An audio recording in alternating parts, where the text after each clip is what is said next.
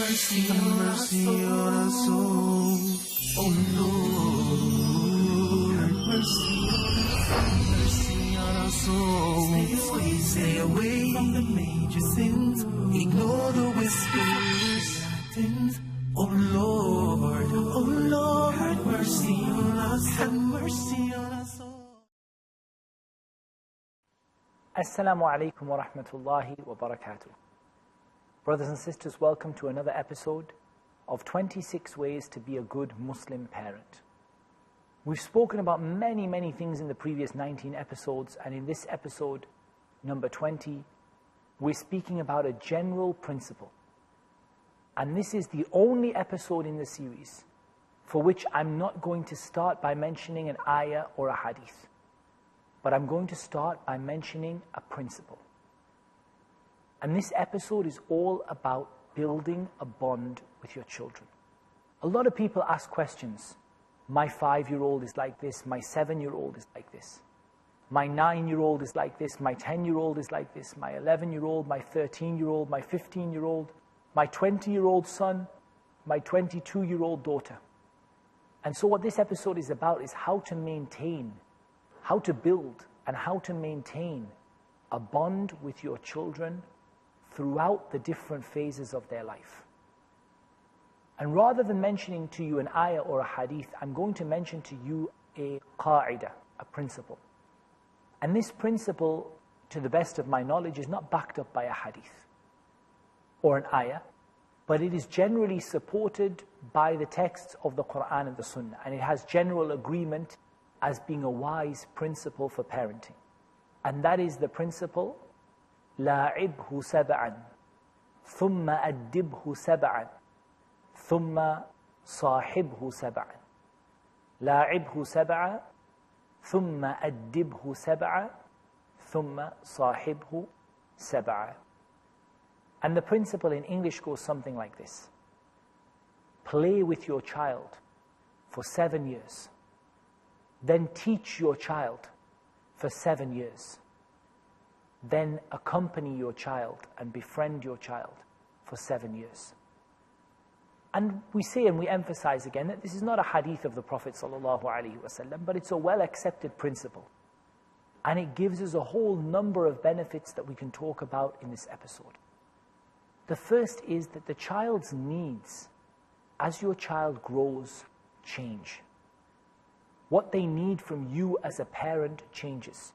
And the kind of relationship that they have with you as a parent also changes. One of the mistakes people make in parenting is that people try to apply the way their child is at 5 years old with their child at 15 years old. And this is something about what we spoke about in the last episode. So not giving them any responsibility, not taking them seriously, not consulting them in things, because in their mind, there's no difference between the child being 5 or being 15. So the first thing we have to recognize is that children go through phases. Now the word sab'an, 7 years, is an approximation. It's not a wahi from Allah Azza wa Jal. It's not revelation from Allah Azza wa Jal. So we say this in an approximate sense. But in the early part of a child's life, what they need more than anything is learning through play. Learning through play, playing with you, building a bond with you, showing love and affection towards them. This kind of bond that you have in the early years of the child is very important. A lot of parents neglect, especially fathers, neglect the early part of their child's life. And I know particularly in certain countries, some fathers basically say, bring me the child when they are 7 or 8 years old. That's when I'm going to start paying attention to them. They're too young now, they cry, they scream, they throw up on me. You know, they go to the toilet in funny places and they wet their clothes and they wet the bed and all of this other stuff. You know, I don't really want to be involved in that. The thing is that your child forms so much at that age. The majority of what your child learns, the fastest phase of learning, the fastest phase of development happens when your child is less than 7 years old.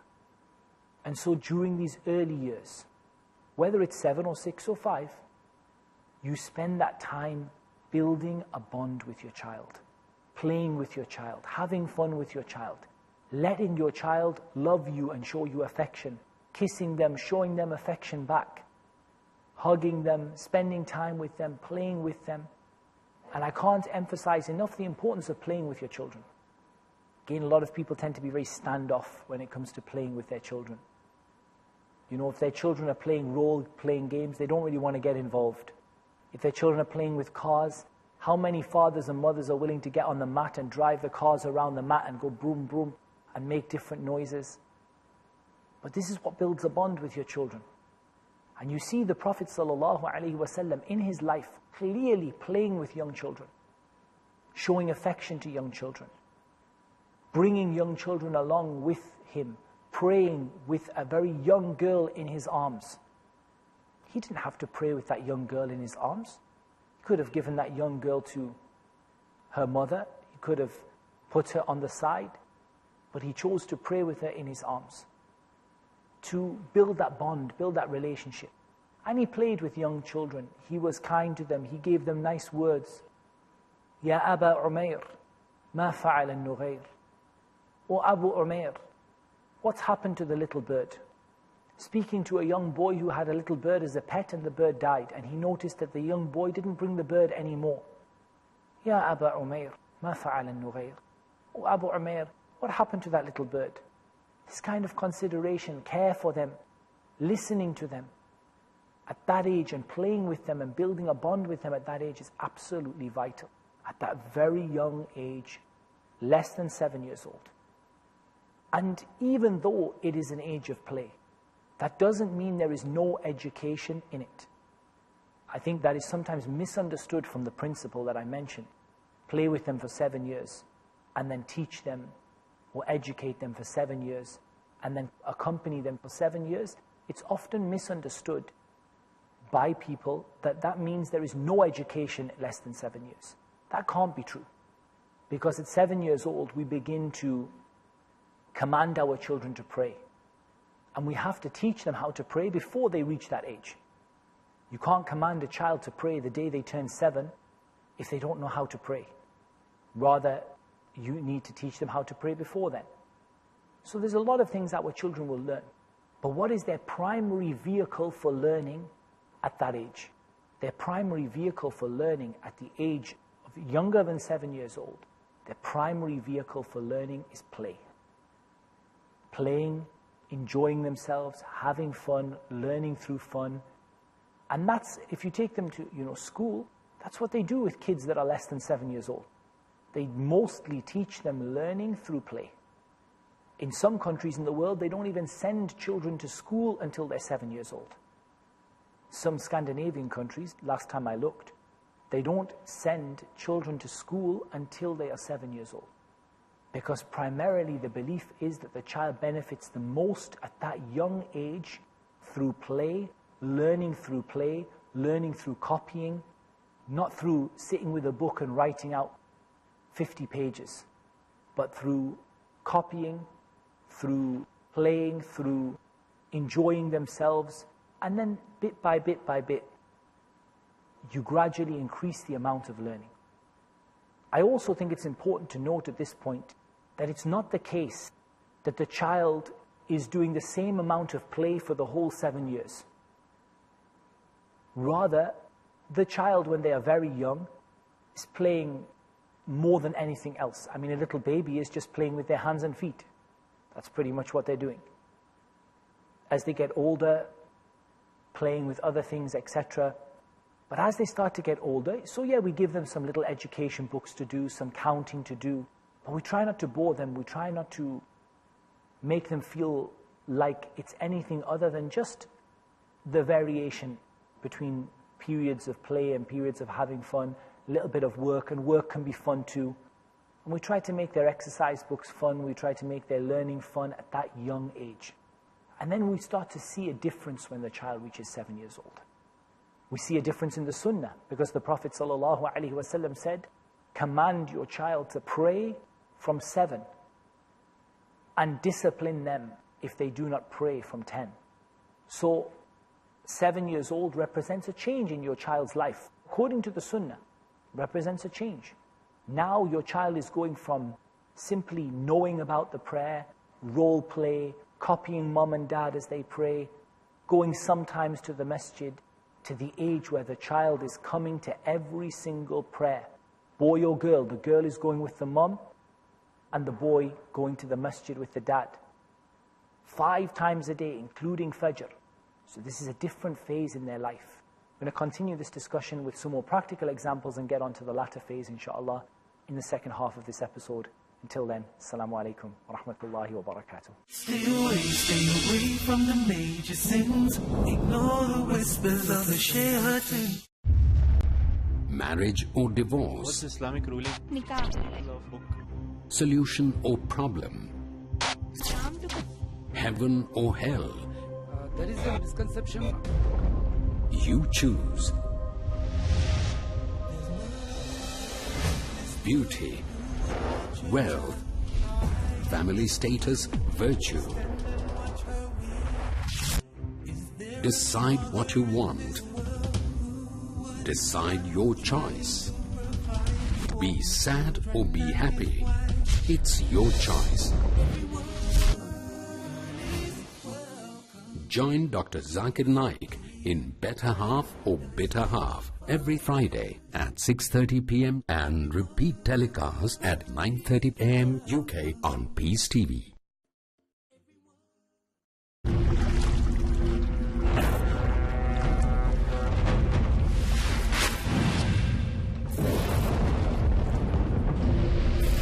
Lockers may or may not fortify your money. Investments may or may not increase your wealth, but giving zakat certainly fortifies, increases, as well as purifies your wealth. Support Peace TV. Send your zakat and donation to IRFI, Al Rayyan Bank, Quadrant Court, 48 Calthorpe Road, Birmingham, UK. Pound account number 01132301. IBAN GB52 LOYD 30963401024192. Sort code 300083. Swift BIC code IBOBGB22. Please confirm your bank transfers at admin@peacetv.tv. Support Peace TV.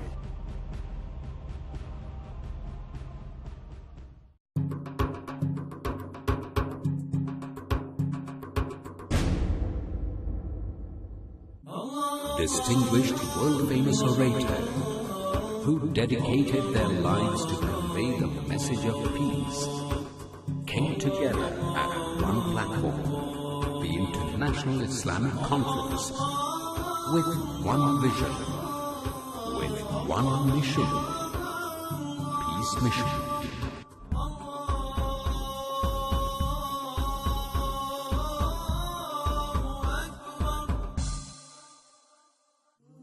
I welcome all of you with Islamic greetings. Assalamu alaikum wa rahmatullahi wa barakatuh. Peace Mission, next on Peace TV. Stay away from the major sins. Ignore the whispers of the shaitan. Assalamu alaikum wa rahmatullahi wa barakatuh. Welcome back. We're talking about the fundamental principle that is well accepted among Muslims, and that principle is the principle regarding parenting. Play with your children for 7 years, teach them and educate them for 7 years, and then accompany them for 7 years. This is a general rule, it's not an absolute. Children play at all ages. Children older than 14 years play all the time. But the early part of their life is characterized through playing, learning through playing, and the latter part of their life, the middle part of their life as a child, is characterized by education, by discipline, by learning. That doesn't mean you don't play, doesn't mean you don't go out together, of course you do, but it means that the primary phase is learning and discipline. And we said that that doesn't mean you don't learn when you're older.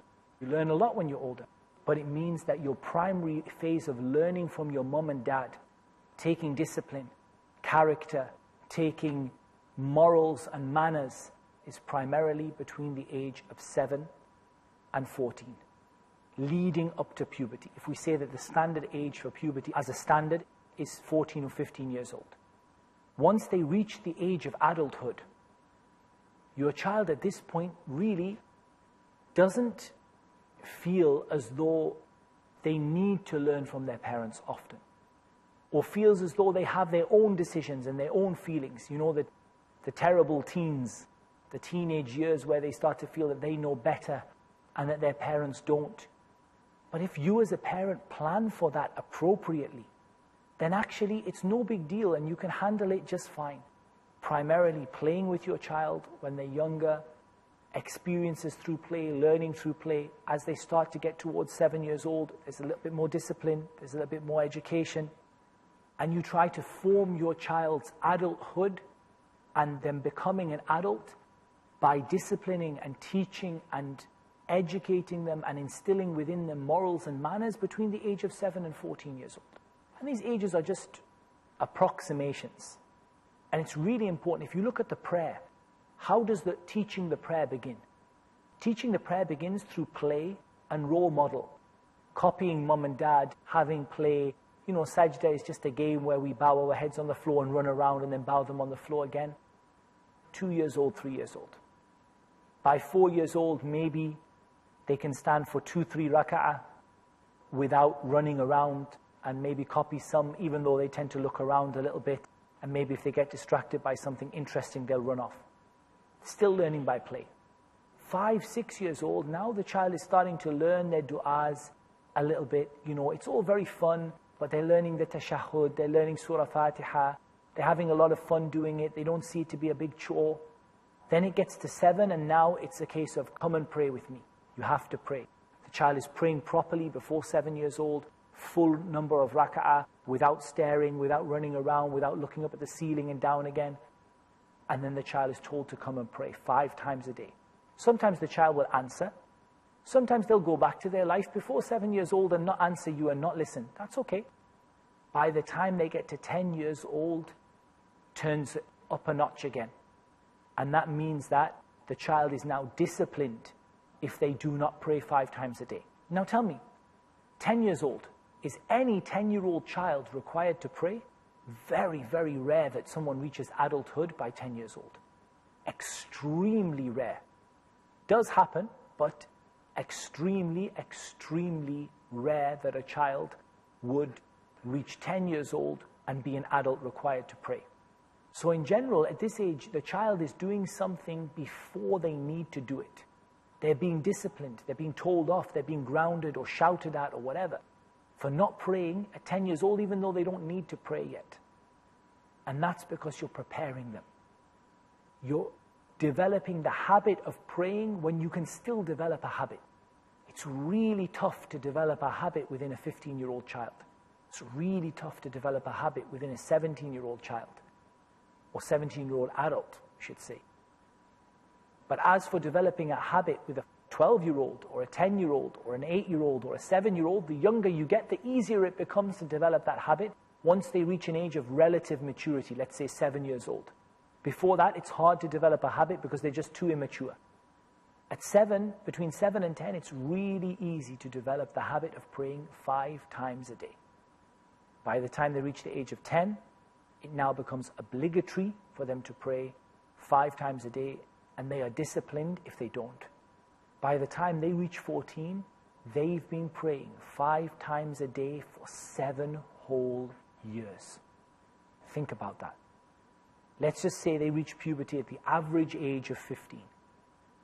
7 years they've been praying 5 times a day. For the last 4 of those 7 years, they've been disciplined if they miss a prayer. So easy for them. All of the problems of my teenager doesn't want to pray, most of them, 90% of them, are completely gone. Because we took that key phase in that child's life and we recognized that the child goes through different phases. I want to play, I want a role model, I want to copy, to I want to learn, to I'm ready for discipline, to adulthood. Phases they go through. And now we come to the final phase. وَصَاحِبْهُ سَبْعًا. Your child, when they reach the age of being an adult, is not ready for you to simply cut the rope and say, off you go. Very rarely is a child mature enough at 14 or at 13 or at 15 to say to that child, off you go, walk away, you have nothing now, you have learned everything you're going to learn from me. But the way that you teach a child who has reached adulthood is different to the way that you teach a child before that. And this is something I feel a lot of parents really struggle with. My 15-year-old doesn't want to listen to me. Probably because you're not teaching them in the right way. Saying that the phase of teaching is between 7 and 14 doesn't mean that you stop teaching them at 15.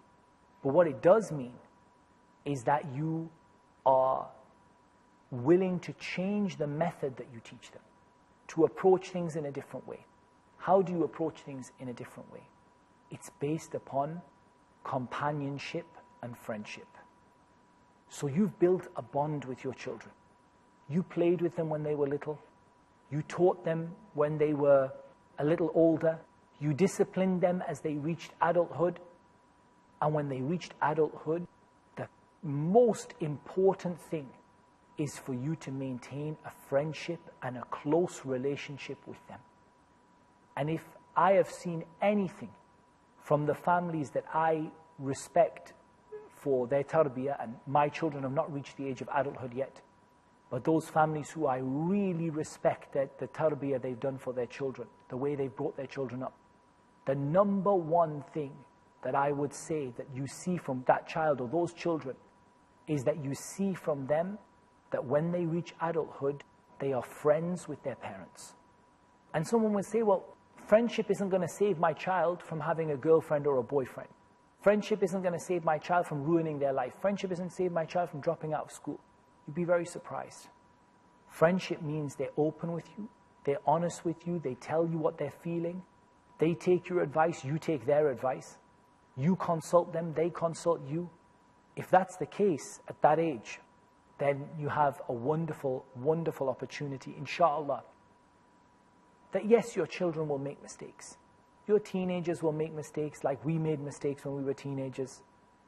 But at the end of the day, inshallah, those mistakes will not be of a serious nature because you have that friendship with them.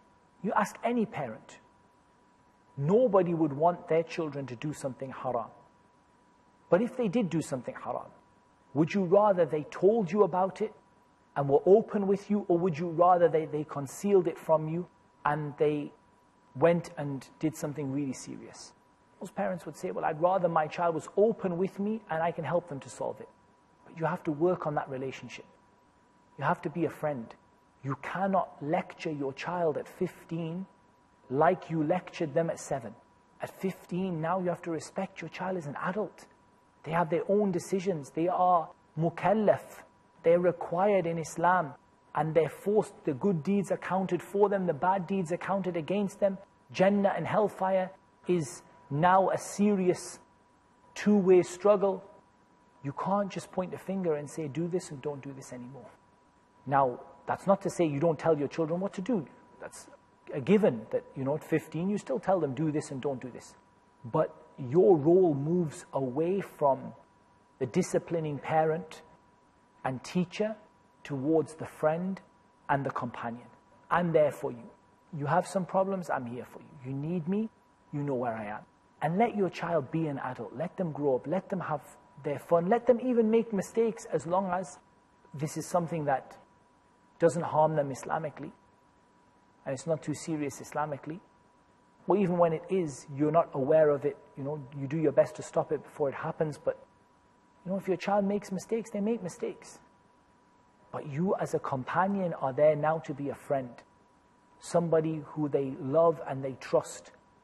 And somebody who, even if things go really bad, let's take worst case scenario, they go off the rails, they'll still come back to you.